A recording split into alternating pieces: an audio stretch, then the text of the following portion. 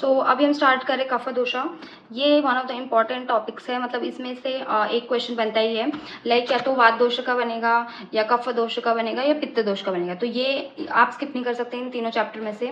अब इस पे कौन से टाइप के क्वेश्चन आते हैं, गुण आ सकता है कफ दोष का गुण, क्षय वृद्धि बहुत ज़्यादा इंपॉर्टेंट क्वेश्चन है, बहुत ज़्यादा बार आए हैं, निरुक्ति पूछते हैं, पर्याय पूछते हैं, लाइक ये एक 5 मार्क्स का क्वेश्चन आ सकता है उसमें SAQ में, लाइक उसमें एक ही क्वेश्चन में 3-4 क्वेश्चन, निरुक्ति बता दो, देन पर्याय बता दो, कौन से पंच महाभूत है, वो ऐसे मिला के एक क्वेश्चन में 3-4 क्वेश्चन होता है जो कि 5 मार्क्स का रहता है। तो इसमें हर एक टॉपिक बहुत ज़्यादा इंपॉर्टेंट है, एंड ये entirely the chapter is also very much important, because तीनों में से एक क्वेश्चन बन के आते हैं तीनों चैप्टर, मतलब कफ कोई तो भी दोष में से हर साल एक क्वेश्चन आता है, तो you can not skip this.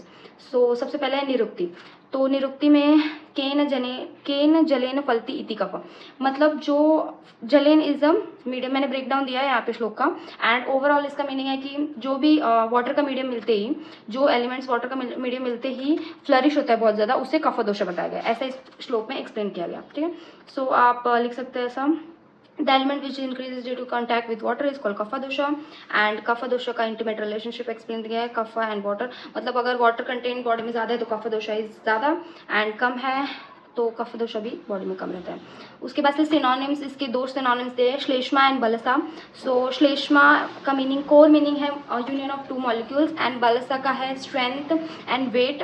सो इसका क्लिनिकल इंटरप्रिटेशन ऐसा कर सकते हैं कि यूनियन ऑफ 2 मॉलिक्यूल कहाँ कहाँ पे होता है, इंटरसेलुलर एडहेशन, टिश्यू कोहेशन, उसके बाद से cell matrix, mucus, joint lubrication, यहाँ सब में यूनियन ऑफ 2 मॉलिक्यूल होता है। तो ये सब कौन से दोष कराता है, कफ दोषा। ये जो भी काम अभी मैंने बताया क्लिनिकल इंटरप्रिटेशन उसका, कफ दोषा उसके लिए रिस्पॉन्सिबल है। ठीक है, फिर बलसा में उन्होंने नेचुरल इम्यूनिटी को बताया, क्योंकि मसल स्ट्रेंथ एंड मास से रिलेटेड है बलसा, सो वो भी आता है। उसके अलावा physical endurance and determines the physical resilience, anabolic capacity to resist disease. Okay, अब आया स्ट्रक्चर। सो स्ट्रक्चर में बोला गया है श्लेष्मा सोम सौम्य। अब इसका ब्रेकडाउन दिया गया है। श्लेष्मा यानी कि अभी जस्ट हमें देखा, श्लेष्मा is the synonyms of cough दोषा। तो श्लेष्मा मतलब कफा, और कफा जो है सोम लाइक कैरेक्टरिस्टिक शो करता है, सोम यानी मून लाइक कैरेक्टरिस्टिक शो करता है, लाइक सॉफ्ट, काम, कंपोज एनर्जी, ये सब कफ दोष की एनर्जी है, एंड सेम एज मून की एनर्जी है। तो मून जैसी एनर्जी कफ दोष शो करता है। ओके, उसके बाद से हाँ, यहाँ पे according to Acharya Vagbhata compares kapha to som in human physiology, being soft stable means kapha regulates thermal hemostasis against the corrosive heat of पित्त दोष। अब हमने पित्त दोष पता है कि मतलब वो डाइजेशन में काम करता है, तो पित्त दोष का सिनोनिम्स ही अग्नि है।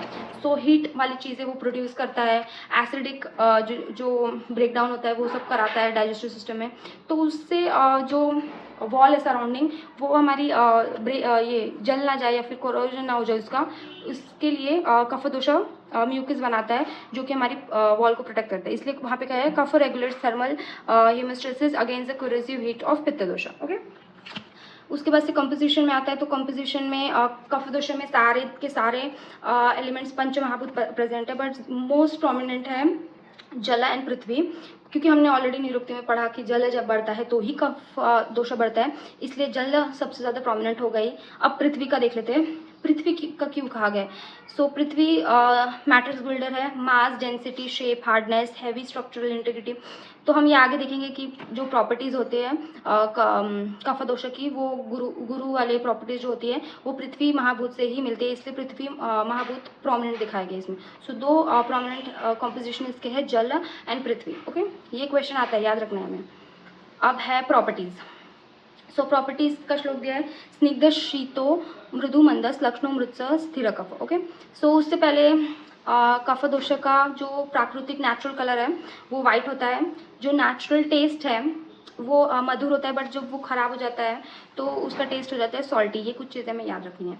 अब ये जो प्रॉपर्टीज़ है, जो स्निग्ध शीतो गुरु मंदस लक्ष्णो मृत्स स्थिर कफ, अब ये 2 हमने देखा महाभूत में प्रोमिनेंट है, तो कौन सी प्रॉपर्टी किस महाभूत से आई है इसका मैंने ब्रेकडाउन दिया है वहाँ पे। सो जल में जल महाभूत की प्रॉपर्टी जो प्रॉपर्टीज़ है वो स्निग्धता देती है, शीत देती है, मंद देती है, श्लक्ष्णु मतलब स्लाइमी। उसके ऐसे पृथ्वी गुरुत्व देता है, मृत स्थाना देता है एंड स्थिर स्टेबिलिटी प्रोवाइड करता है। ये सब पृथ्वी महाभूत प्रोवाइड करता है। अब ये भी इंपॉर्टेंट है, लाइक अगर प्रॉपर्टीज पूछी गई उसके गुण के क्वेश्चन भी आते हैं ऐसे, क्यों में मोस्ट प्रोबेबली आने की चांसेस है। सो उसका हमें श्लोक लिखना है, उसका ओवरऑल मीनिंग हमें लिखना है, उसके बाद से हमें वर्ड टू वर्ड एक्सप्लेन करना है। उसका मैंने टेबल फॉर्मेट में ब्रेक डाउन दे दिया है। तो सबसे पहले हम जा रहे हैं स्निग्धत्व, एक सेकेंड। सो स्निग्धत्व पहले देखते हैं, जो ब्रेकडाउन में मैंने इसमें ही दे दिया श्लोक का word by word meaning, and जो हमें एक्सप्लेन करना है वो भी एग्जाम में वैसे ही है, एंड क्लिनिकल इंटरप्रिटेशन भी मैंने दे दिया इसमें। सो स्निग्धत्व सबसे पहले है स्निग्धत्व। सो स्निग्धत्व प्रोवाइड करता है, उसकी one of the guna of kaphadosha है snigdhatva. Provides biological moisture and tissue softness, sustain long standing union of cell. स्निग्धत्व की वजह से यूनियन ऑफ सेल्स होता है, सॉफ्टनेस प्रोवाइड करता है एंड मॉइस्चर प्रोवाइड करता है बॉडी के लिए, जो कि सेल्स के लिए बहुत ज़्यादा इंपॉर्टेंट है। अब इसका क्लिनिकल इंटरप्रिटेशन क्या है?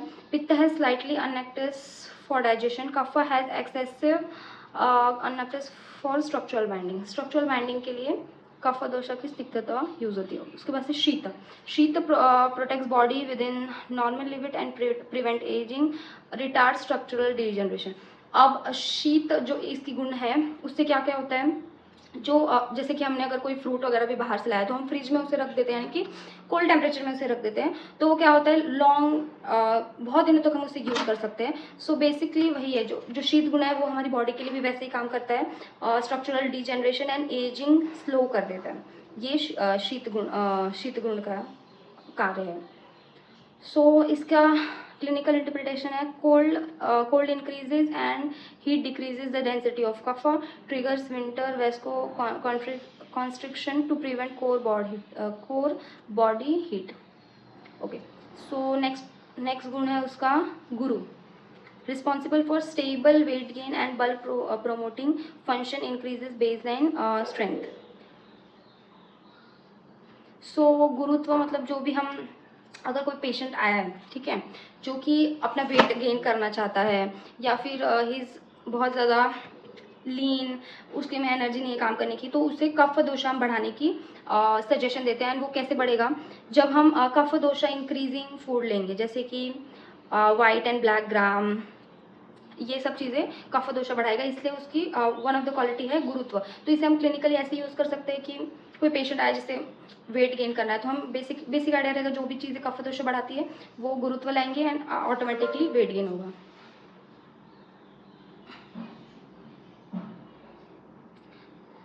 नेक्स्ट गुण है उसका मंद।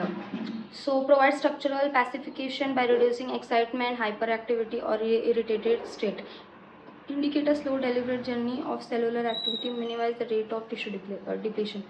So इसका मंदत्व, जो मंद है, स्लो चीज़ें, हाइपर एक्टिविटी कम करता है, उसके बाद से एक्साइटेड और कम करता है, इरिटेशन ऑफ टिश्यू कम करता है because it is cooling in nature and ये सब चीज़ें हैं। उसके बाद से श्लक्ष्ण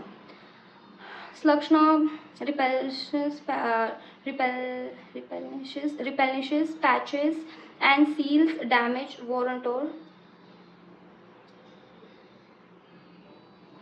सो श्लक्ष्ण का क्या काम होता है? देखो, श्लक्ष्ण जो क्वालिटी है वो स्मूथनेस प्रोवाइड करता है। स्मूथनेस अब कहाँ कहाँ काम आती है? फॉर एग्जाम्पल नेजल कैविटी में कंटिन्यूसली ड्राई एयर आ रही है बॉडी में, तो यहाँ पे कितना ज़्यादा फ्रिक्शन होगा, तो वो फ्रिक्शन को कम करने का काम करता है कफ दोषा, एंड उसकी श्लक्ष्ण जो क्वालिटी है, श्लक्ष्ण गुण है, वो हेल्प करती है ये चीज़ अचीव करने के लिए।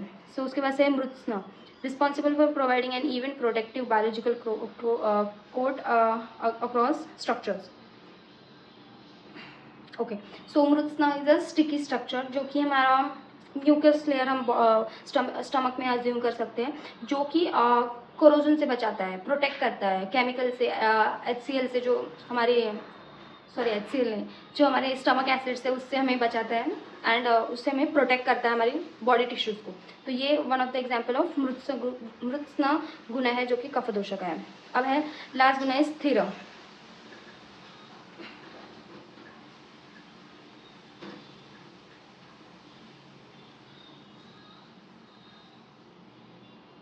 Okay, so sthira quality absolutely maintain immobility, firm anchoring, postural support to the body tissue. स्थिरत्व वन ऑफ द क्वालिटी है जो कि postural support, anchoring and immobility में हेल्प करता है। एंड क्लिनिकली हम इसे देख सकते हैं। फॉर एग्जांपल हमें चेक करने की वात दोष है या नहीं है। सो ये सब चीज़ें देख के हम कर सकते हैं कि स्थिरत्व अगर उस पेशेंट में ज़्यादा है तो कफ दोष में वो प्रोमिनेंट है।